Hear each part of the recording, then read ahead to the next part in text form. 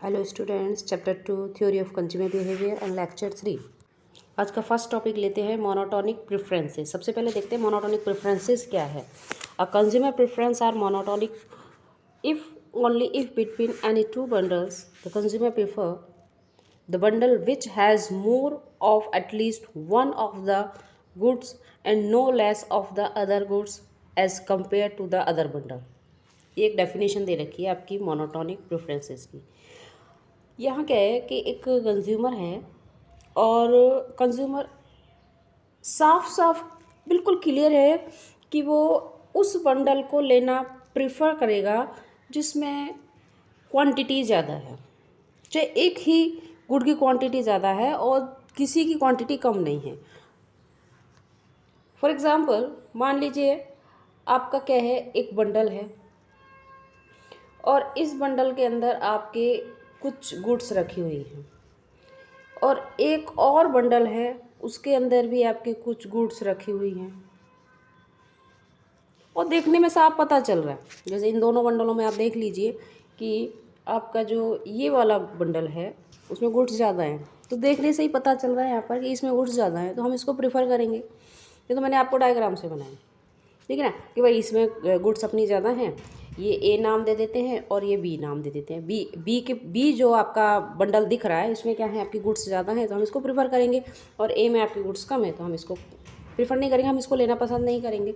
तो ये क्या है, आपका मोनोटोनिक प्रेफरेंसेस है। अगर इसका टेबल के रूप में लें या मैथमेटिकल रूप में लें जो हम बंडल अपने शो करते हैं, फॉर एग्ज़ाम्पल मान लीजिए एक बंडल है, हम 2 गुड्स ले रहे हैं, एक बंडल है उसमें एक्स गुड की 5 क्वांटिटी है और वाई गुड की 7 क्वांटिटी है। इस बंडल को नाम दे देती हूँ ए। और एक बंडल है जिसमें एक्स गुड्स की 7 क्वांटिटी है और वाई गुड की भी 7 क्वांटिटी है, और ये आपका बी बंडल है। तो साफ साफ बी बंडल में अपने को क्लियर हो रहा है कि उसमें एक्स गुड की क्वांटिटी ज़्यादा है और किसी की भी क्वांटिटी यानी वाई गुड की क्वांटिटी कम नहीं है, बराबर है, 7 है, लेकिन एक्स गुड की क्वांटिटी 5 और इधर 7 है, ज़्यादा है। तो कोई भी किसको लेना प्रेफर करेगा, इस वाले बंडल को लेना प्रेफर करेगा। तो ये क्या है, आपका मोनोटोनिक प्रेफरेंसेस है।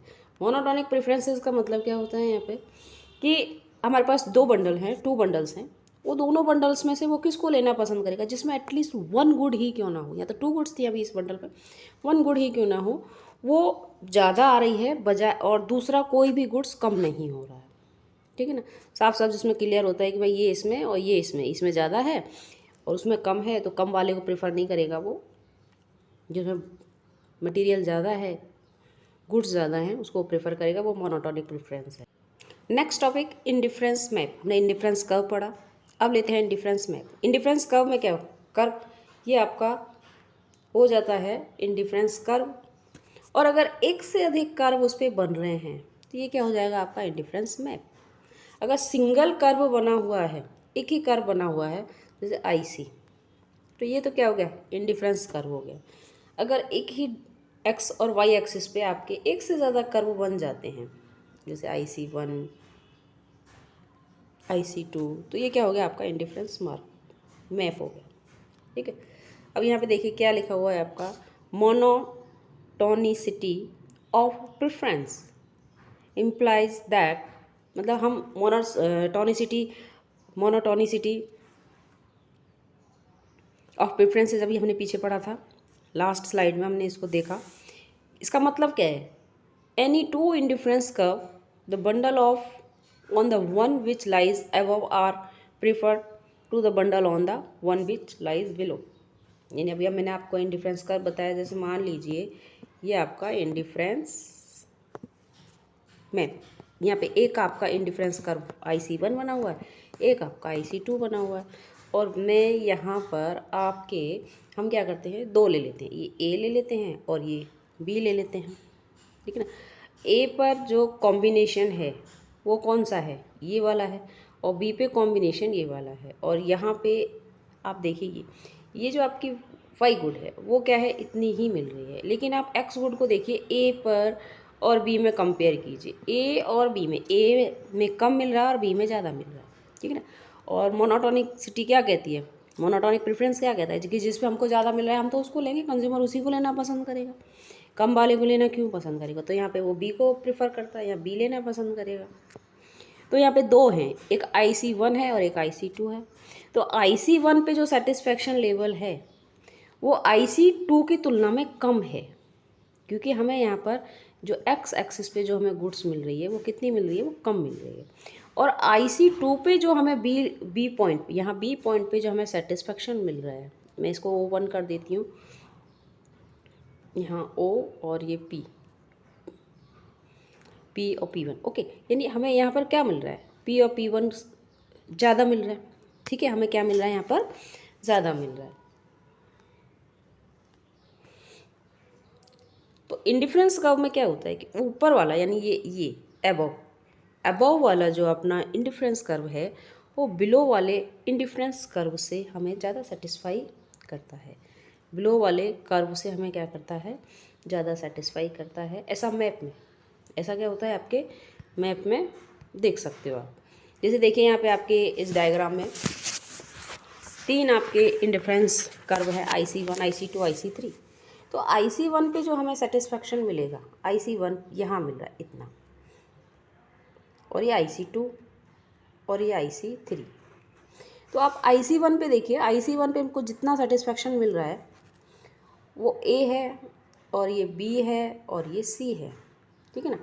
तो A पे हमको जो मिल रहा है वो कितना मिल रहा है, A पे हमें मिलता है T, X की T और Y की आप ले लीजिए Q, और B पॉइंट पे यानी IC2 पे कितना मिल रहा है, T1, ये Q1। तो आप देख लीजिए कहाँ ज़्यादा मिल रहा है, T से ज़्यादा T1 है और Q से ज़्यादा Q1 है। और C लेवल पे चले जाइए तो T3 कर दीजिए, T2 कर दीजिए और इसको कर दीजिए आप Q2। तो Q2 is greater than Q1 and T2 is greater than T। Features of indifference curves. Indifference curve slope downward from right to left. Yes, हमने बनाया है अपना इंडिफरेंस कर्व, ये देखिए ये हमारा इंडिफरेंस कर्व ऐसे बनता है। तो ये कैसा होता है, डाउन होता है, डाउन ऐसे गिरता हुआ होता है, गिरता हुआ। लेकिन ये जो लाइन है वो इंडिफरेंस कर्व नहीं है। लेफ्ट साइड से राइट साइड की साइड में वो जाता है और गिरता हुआ होता है, ठीक है ना। इंडिफरेंस कर्व की शेप ऐसी होती है। शेप तो आपको पहले ही बता दी है कि कॉन्वेक्स टू ऑरिजन, ये ऑरिजन है, ऑरिजन से कैसा होता है वो कॉन्वेक्स होता है। और अभी पीछे एक और सेकंड फीचर क्या है, higher indifference curve give greater level of utility. पीछे डायग्राम से बताया था, जो आपके ये इंडिफरेंस कर्व है, ये इंडिफरेंस कर्व है, जो ऊपर वाला जो हायर इंडिफरेंस कर्व है वो लोअर इंडिफरेंस कर्व से या नीचे वाले इंडिफरेंस कर्व से क्या देगा, ज़्यादा सेटिस्फेक्शन देगा, ज़्यादा यूटिलिटी देगा। And two indifference curve never intersect each other. Yes, एक और इसका फीचर है कि कभी भी दो IC कर्व एक दूसरे को क्रॉस नहीं कर सकते।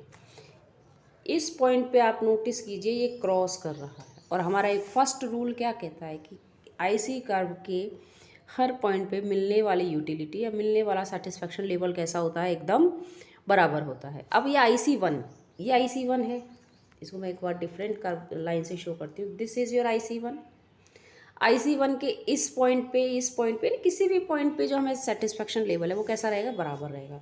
और इस पॉइंट पे भी। और ये मेरा दूसरा मैंने जो कर्व बनाया है वो क्या है आपका, ये IC2 है। और IC2 पे भी मिलने वाला सेटिस्फेक्शन लेवल कैसा है, बिल्कुल बराबर है। ये किसी भी पॉइंट पे ले लीजिए, ये दोनों बराबर हैं। लेकिन अगर ये एक दूसरे को क्रॉस करते हैं तो इसका मतलब इस पॉइंट पे मिलने वाला सेटिस्फेक्शन लेवल और इस पॉइंट पे मिलने वाला सेटिस्फेक्शन लेवल बराबर होना चाहिए। और यहाँ पे हमारा ये IC1 भी क्रॉस, इस पर भी मिलने वाला और इस पर मिलने वाला बराबर होना चाहिए। लेकिन ऐसा है नहीं, आप नोटिस कीजिए, क्योंकि यहाँ पर आप क्या देखते हो कि ये X की गुड्स तो बराबर मिल रही हैं, लेकिन जो Y की आपकी गुड्स हैं वो बराबर नहीं मिल रही हैं। वो क्या है, बराबर नहीं मिल रही हैं। ये देखिए Y यहाँ एक यहाँ मिल रहा है और एक यहाँ मिल रहा है। तो यानी इस वाले पॉइंट पे क्या हो रहा है, ज़्यादा हो रहा है। तो यहाँ तो आपका ये रूल, पहला वाला रूल ही ख़त्म हो जाता है कि IC कर्व के हर पॉइंट पे मिलने वाला सेटिस्फेक्शन लेवल या मिलने वाली यूटिलिटी बराबर होती है। तो दो इंडिफरेंस कर्व कभी भी क्या नहीं कर सकते, एक दूसरे को क्रॉस नहीं कर सकते। तो there are 3 main features of your indifference curve. Indifference curve slope downward from right to left, higher indifference curve give greater level of utility, and two indifference curve never intersect each other. अब हम next point लेते हैं, the consumer budget. Consumer budget क्या है? A consumer budget is the actual purchasing potential with which a consumer can purchase a set of two goods provided their prices. Given a fixed income and the cost of two commodities, the consumer can afford to purchase only those bundles that cost less than or equals to the earning. बिल्कुल सही। देखो, आप एक consumer हो और आपको दो सामान खरीदने हैं, दो गुड्स आपको लेने हैं, ठीक है ना। तो हमारे पास बजट की बात आती है ना, कंज्यूमर बजट से यहाँ पे क्या मतलब है, यानी आपको करना क्या है, आपके पास एक एक्स गुड है और एक वाई गुड है।